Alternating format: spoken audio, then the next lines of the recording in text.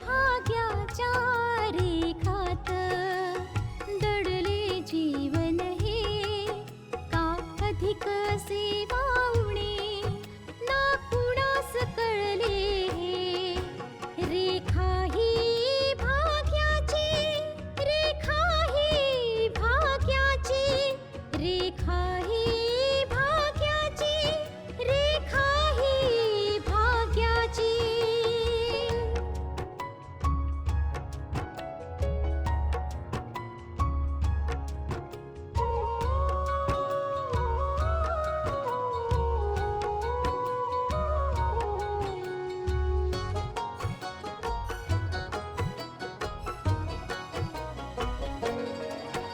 कापुलाच चेहरासा दिसतोय परक्याचा.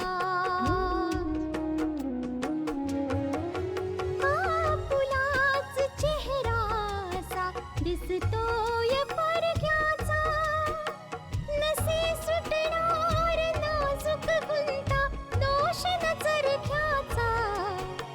फुले मी म्हटले जे होते पाहुणे ते, तरी आळवीत जाणे मी जीवन गाणे हे. रेखा ही भाग्याची, रेखा ही भाग्याची, रेखा ही भाग्याची, रेखा ही भाग्याची. आतापर्यंत आपण पाहिलं पल्लवी कृतिकाला सांगते की तिचं कोणावर तरी प्रेम आहे. नानांना आशाच्या बाबतीत डॉक्टर सांगतात की तिला बरं व्हायला काही दिवस लागतील. मध्ये काही काळ जातो आणि आशा बरी होऊन घरी येते. आता तिचा चेहरा बदललेला आहे. सिद्धांत आशाला बाहेर फिरायला घेऊन जातो. आशा ही सिद्धांत सोबत खुश आहे. आता पुढे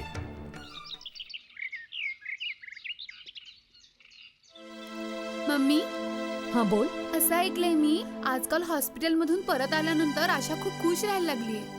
हो हो, दुःख तर व्यक्त करू शकली नाही, सुख व्यक्त करू दे. तिच्या सुखात तर सगळेच तिच्या सोबत आहेत. बाबा, कामिनी आणि आता तर तो आशिषही येऊन बसला. पण त्याच्या येण्यामागचा उद्देश मला समजला नाही. मावशी अगं प्लीज, तू आशिष बद्दल असं का बोलतेस? एक भाऊ या नात्याने तो आपल्या बहिणीची देखभाल नाही करू शकत का? अगं पल्लवी, या दाखवण्याच्या गोष्टी आहेत. मला तर वाटतंय आशिषही याच गोष्टीची वाट बघतोय की आशाची स्मृती कधी परत येईल आणि तो तुझ्या काकांच्या मालमत्तेतून कधी हिस्सा मागू शकेल. हे तू काय बोलतेस मावशी? मी या बाबतीत तुझ्या काकांशी काही बोलले नाहीये, पण जेव्हापासून मला हे कळलं की आशाला एक भाऊ सुद्धा आहे, तेव्हापासून मला आशिषच्या इराद्यांवरच नाही, बाबांच्या इराद्यांवरही संशय येऊ लागलाय. पण मी असं होऊ देणार नाही पल्लवी, नक्कीच नाही. हो मम्मी, तुमचं म्हणणं बरोबर आहे. हे शक्य आहे की उद्या आशिषही मालमत्तेत हिस्सा मागण्यासाठी पुढे येईल.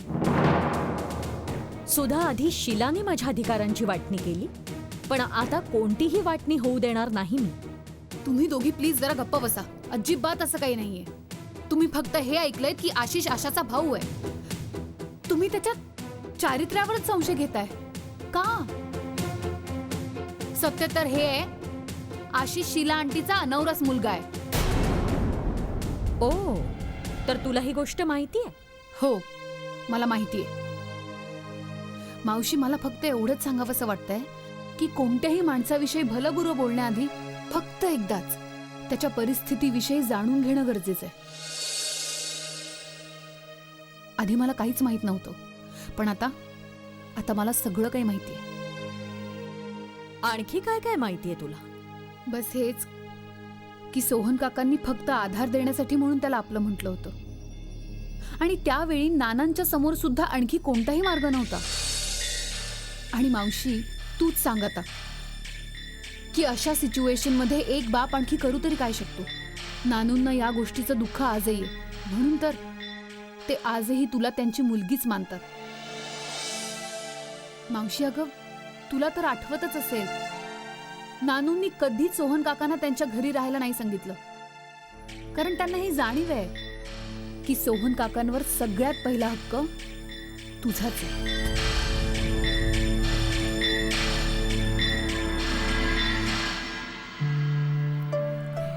आशा, कसला विचार करतेस? एवढा विचार करू नकोस. काय नाही सिद्धांत, तू म्हणतोस की आपण इथे आधी आलेलो आहोत, मग मला हे ठिकाण अनोळखी का वाटतंय? अगदी साधी गोष्ट आहे. अनोळखी तर वाटणारच ना, कारण तुला काहीही आठवत नाही. आणि आशा, मी तुला इथे यासाठी घेऊन आलोय की तुला कदाचित काहीतरी आठवेल. यासाठी नाही की तू इथे उदासपणे विचार करत बसावस. सिद्धांत, पण हे विसर तू सगळं. हे बघ आशा, जर तू स्वतःला असं विचाराच्या बंधनात अडकवून ठेवलंस तर हे बंधन तोडणं खूप कठीण होईल तुला. माझे आजोबा नेहमी म्हणायचे, मन जिंकलं तर तुम्ही जिंकाल, मन हरलं तर तुम्ही हराल. जी व्यक्ती स्वतःच्या विचारांपुढे विवश होते ना, ती व्यक्ती कधी आपल्या विचारांपासून सुटका नाही करून घेऊ शकत. हो, मान्य आहे की तू म्हणतोयस ते बरोबर आहे, पण हे तुझं बोलणं मी स्वतःशी रिलेट नाही करू शकत आहे. आशा, आपण इतरांच्या बऱ्याच गोष्टी विसरू शकतो, आपली दुःख सुद्धा विसरू शकतो. पण अगं, दुःखाने जर आपल्या विचारांमध्येच घर केलं ना, तर ते बाहेर काढणं खूपच मुश्किल होऊन बसतं. या गुंत्याला आपल्या मनात घर करून देऊ नकोस, तरच तू मोकळेपणे हसू शकशील, खुश राहू शकशील. सिद्धांत, तू मला इथे घेऊन आलास कारण आपण पूर्वी इथे आलो होतो, पण तू कधी हा विचार केलास की माझ्यासमोर कोणी माझ्या ओळखीची व्यक्ती जरी आली पण तरी मी तिला ओळखू शकत नाही बघ, कारण माझी स्मृती गेलेली आहे आणि ती व्यक्ती मला नाही ओळखू शकत कारण माझा चेहरा बदलून गेलाय. आशा, तुला इतर कोणी ओळखो अगर ना ओळखो,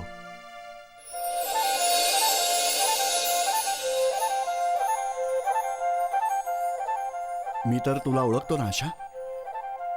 सिद्धांत, तू मला इथे ओळखण्यासाठी नाही आणलेस, तर माझ्या या ठिकाणाशी ओळख करून द्यायला आणलेस. मी असं काय करू की ज्याने मला आठवेल की आपण इथे आधी आलेलो आहोत? हे बघ आशा, जीवनाचं एक तत्व आहे की प्रयत्न हे जीवनाचं लक्ष्य असायला हवं, पण हा हट्ट असता कामा नये की त्याचे प्रयत्न यशस्वी व्हायला हवेत. मी आज तुला इथे आणून एक प्रयत्नच केलाय आणि असे प्रयत्न मी यापुढेही करत राहीन. बघूया आपले हे प्रयत्न कधी यशस्वी होतात. आशा, तुला एक गोष्ट सांगू, मला उदास किंवा डिप्रेस राहणं अजिबात आवडत नाही. खूप बोरिंग वाटतं यार.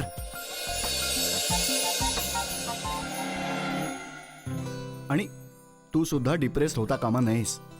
जसं की आपण जर फुलाचं एखादं रोपटं लावलं तर त्याला फुलं यायला थोडा वेळ तर लागतोच ना. आता हे कसं पॉसिबल आहे की आत्ता झाड लावलं आणि लगेच फुलं आली?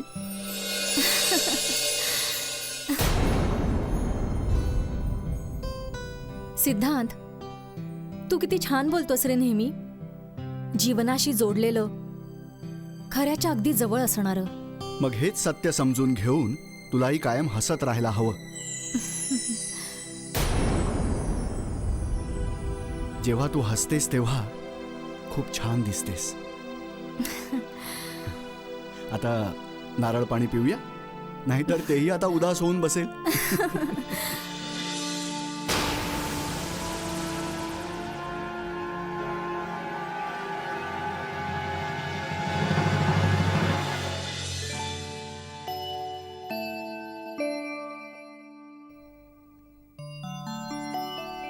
आशिष, अरे आंटी.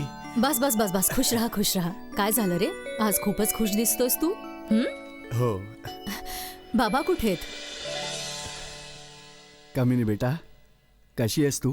मी ठीक आहे बाबा. आशा आहे, भेटू तिला मी? अगं बेटा, आशा तर सिद्धांत बरोबर बाहेर गेली. आंटी, तुम्ही मला विचारत होतात ना की मी खुश का दिसतोय म्हणून. मी बस आशाच्या बाबतीत विचार करूनच खुश होत होतो.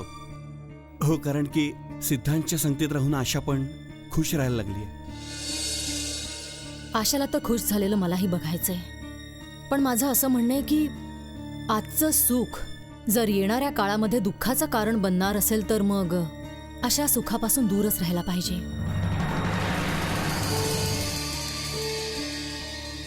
कामिनी, हे तू काय बोलतेस बाळा?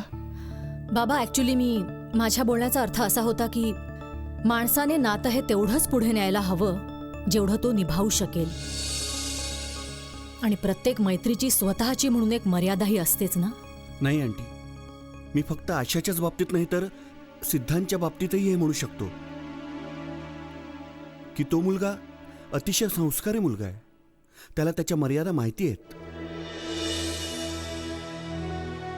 आणि सिद्धांत हे जे सगळं करतोय ते फक्त आशाच्या सुखासाठी करतोय. आशिष आशाला सुखी झालेलं बघायचंय मला. पण आंटी, जेव्हा जेव्हा मी आशाला सिद्धांत सोबत पाहतो ना, तेव्हा मला वाटतं की काय आशाच्या आयुष्यात आपण पुन्हा एकदा आनंद आणू शकतो. हे काय बोलतोयस तू आशिष? नाही आंटी, हे तर फक्त एक स्वप्न आहे. तुम्हाला तर माहितीच आहे की प्रत्येक स्वप्न खरं नाही होत.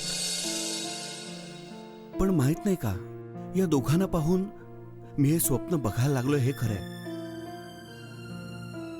नाही आशिष बेटा, कामिनी अगदी खरं बोलते. मैत्रीची स्वतःची एक मर्यादा असते बेटा. आणि तू हे कधीच नको विसरूस की सिद्धांत आणि आशा फक्त चांगले मित्र आहेत. फक्त मित्र. हा तर बेटा सिद्धांताचा मोठेपणा आहे की तो आशाला थोड्या वेळाकरता आनंद द्यायचा प्रयत्न करतोय. आणि या गोष्टीकडे आपण आणखी कोणत्या दृष्टिकोनातून पाहता कामा नये. तुम्ही ठीक बोलताय नाना. बहुतेक मीच चुकीचा विचार करत होतो. बाबा, मी सुद्धा निघते आता. ऑफिसला जायला लेट होतोय. अगं बेटा बस ना, चहा तरी पी तू. थोड्या वेळात येतीलच ते. नाही बाबा, उशीर होईल. ऑफिसमध्ये खूप काम आहे. ठीक आहे बेटा, निघते मी. सुखी राहा. बाय. रेखा ही भाग्याची.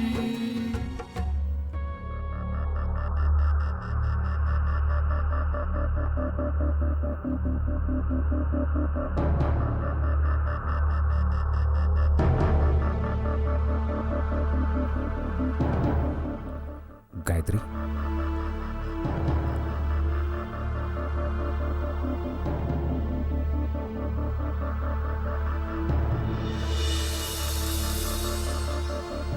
कसला विचार करतेस गायत्री? काही घडून गेलेल्या गोष्टींचा विचार करते. घडून गेलेल्या गोष्टी? आशिषच्या बाबतीत विचार करते. आशिषच्या बाबतीत? गायत्री, आता आपला आशिषशी आणि आशाशी काही संबंध नाहीये. त्यांचा विचार करण्याची काही गरज नाही. मला तुम्हाला एक विचारायचं होतं, त्याच आशिषच्या बाबतीत.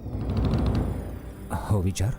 जेव्हा मला हे समजलं की आशिष आशाचा भाऊ आहे, तेव्हा मला काळजी वाटायला लागली की त्याने तुमच्या संपत्तीत त्याचा अधिकार मागितला तर. काय बोलतेस तू हे गायत्री?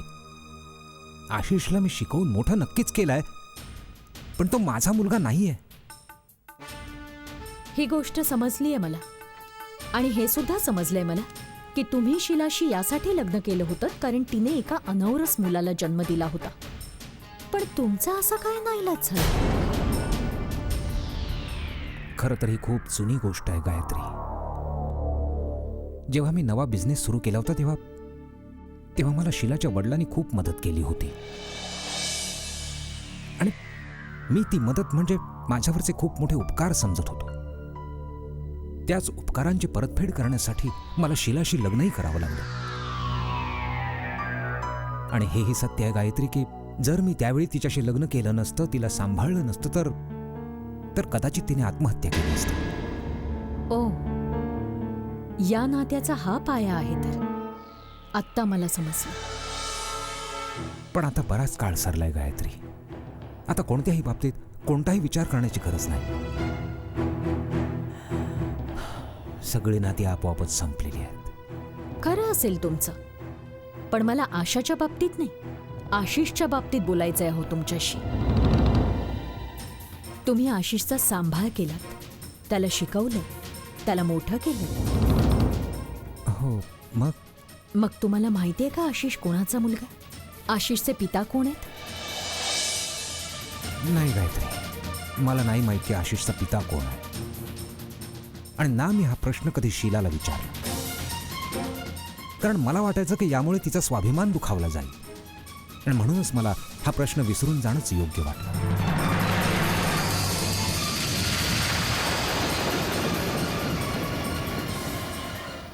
म्हणजे तुम्हालाही नाही माहित की आशिषचे पिता कोण आहेत?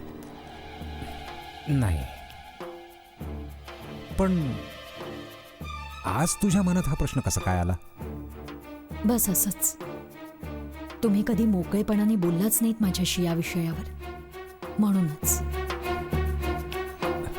गायत्री, जसं आज तुला सत्य काय आहे हे समजलंय, तसंच मला वाटतंय की पूर्ण दुनियेला कळावं की मी गुन्हेगार नाहीये, मी काहीही केलं नाहीये.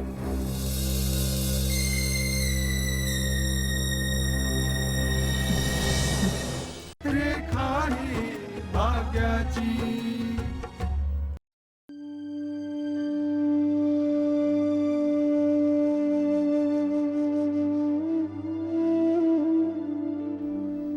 नाना, सिद्धांत आणि आशाच्या बाबतीत आंटीच्या समोर बोलून मी कोणती चूक तर नाही केली ना? मी काय बोलू बेटा. आशासाठी तर मी सुद्धा माझ्या डोळ्यांमध्ये ती स्वप्न जोपासली होती. पण जीवनाचं एक सत्य आहे की स्वप्न काही मर्यादांमध्ये राहूनच पाहिली पाहिजेत, नाहीतर ती आयुष्यावर भार होऊन राहतात. नाना, मला कळत नाही की ही स्वप्न माझ्या डोळ्यांमध्ये कशी काय आली, आणि ही गोष्ट माझ्या ओठांवर. नाना, नाना हो, पण याचं तर एकच कारण असू शकतं, हेच की सिद्धांत आणि आशाला एकत्र पाहिल्यावर नेहमीच मनातून आवाज येतो नाना की जर ही दोघं एकत्र आली असती तर. नाही बेटा, हे स्वप्न तुझ्या डोळ्यातच सामावून ठेवतो. याला आशाच्या डोळ्यांमध्ये जोपासायचा प्रयत्न नको करूस, कारण आपल्याला आशाच्या डोळ्यांमध्ये असं कोणतंही स्वप्न मुळीच जोपासू द्यायचं नाही जे पूर्ण व्हायची कोणतीही संभावना नाहीये बेटा. ठीक आहे नाना, पण नाना हो, मनातून येणारा प्रत्येक आवाज ईश्वराचा आवाज वाटतो केव्हा केव्हा, आणि तो न ऐकून आपल्याला कधी कधी पस्तावाही लागतं नाना. आणि मग वाटतं की मनातला आवाज ऐकायला हवा होता. पण तू म्हणाला होतास की आपण फक्त तिथेच जायचं जिथे आपण आधी गेलो होतो. तिथेच तर गेलो होतो. कसं वाटलं तुला? नानू, आज आम्ही खूप फिरलो. गार्डन, कॉफी शॉप आणि मॉलमध्येही गेलो होतो. नाना, आज मी आशाला एका मॉलमध्ये घेऊन गेलो. आणि मी म्हटलं, बघ, तिथे पूर्वी एक टॉकीज होतं जिथे आपण सगळे पिक्चर बघायला जायचो.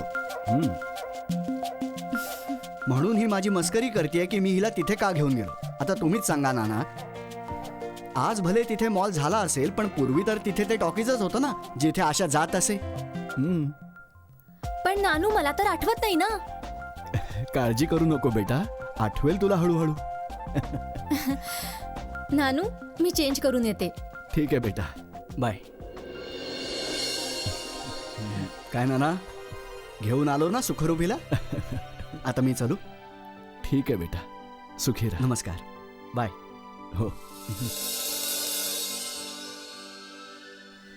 बघितलंत ना, पहिले या गोष्टीची जाणीव होताच की ती सगळं काही विसरली. हो, रडू लागायची, अस्वस्थ होऊन जायची, दुःखी व्हायची ती. पण आता बघा, त्या गोष्टीचाही आता तिला त्रास होत नाही. नाना, आपल्याला तर हेच हवं होतं ना? हो बेटा, भगवंत आशाचं हे सुख असंच टिकवून ठेवू दे आणि तिला पुन्हा जीवन जगायला शिकवू दे. रेखा ही भाग्याची.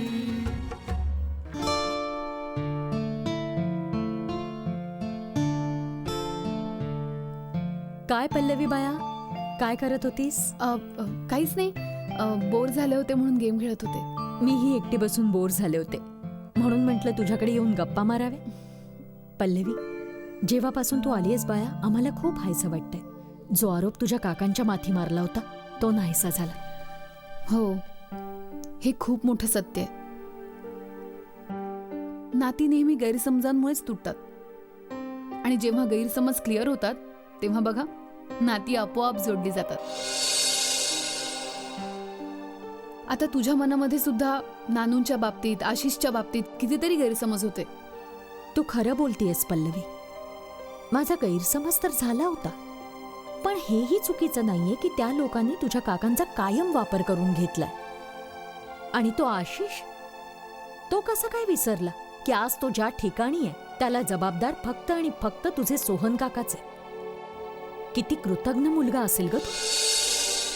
नाही मावशी, कोणीच उपकार नाही विसरत. मी तुला विचारते पल्लवी, तू गैरसमजांविषयी बोलत होतीस ना? तो गैरसमज तर कालपर्यंत होता. आज तर ही गोष्ट स्पष्ट झाली ना की तुझ्या सोहन काकांचा या प्रकरणात काही हात नाहीये. हो, हे तर खूपच चांगलं झालंय की हे सत्य सगळ्यांसमोर आलं. आणि हे सत्य कळल्यानंतर ते लोक यांना भेटायला आले होते, तरीही त्यांनी त्यांची चूक मान्य नाही केली. हे तर बोललेच नाहीत पल्लवी की त्यांचा गैरसमज झाला होता किंवा त्यांनी यांच्यावर चुकीचा आरोप केला होता. नाही पल्लवी, अशा लोकांसोबत कोणतंही नातं नाही ठेवलं जाऊ शकत. हो मावशी, कमीत कमी त्या लोकांना किती टेन्शन आहे ह्याचा तरी विचार कर. आता कसली चिंता आहे त्यांना? खरं तर हे आहे की ती कामिनी जाणून बुजून आम्हाला त्रास देण्याचा प्रयत्न करते. आशाची ढाल पुढे करून आमची बदनामी करायची आहे तिला. आमच्या विरोधानंतरही कामिनीने तिला रंगीत कपडे घातले असते. नाही बाळा, तिला फक्त आणि फक्त तुझ्या काकांना बदनाम करायचे. मावशी, अगं तू असा विचार का करतेस? हेच सत्य आहे बाळा. हाय दी. अरे वा, मम्मा पण इथे. तुम्हाला माहितीये दी, आज सुधा वहिनीने आशाला गार्डन मध्ये एका मुलाबरोबर पाहिलं. कोणाला? आशाला? हो मम्मा. आणि वहिनी म्हणत होती की आशा खूपच सुंदर दिसत होती आणि तो मुलगाही चांगल्या घरातला वाटत होता आणि दोघं खूपच मोकळेपणाने गप्पा मारत होते. बघितलंस, मी म्हणत होते ना, कामिनी आमच्या बदनामीचा पाया रचतेय म्हणून. हे तिचं पहिलं पाऊल आहे.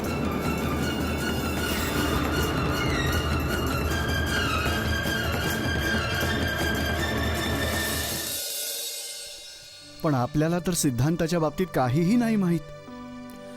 आपल्याला तर हेही माहीत नाही की तो कोण आहे, कोणाचा मुलगा आहे, त्याच्या घरात कोण कोण लोक आहेत.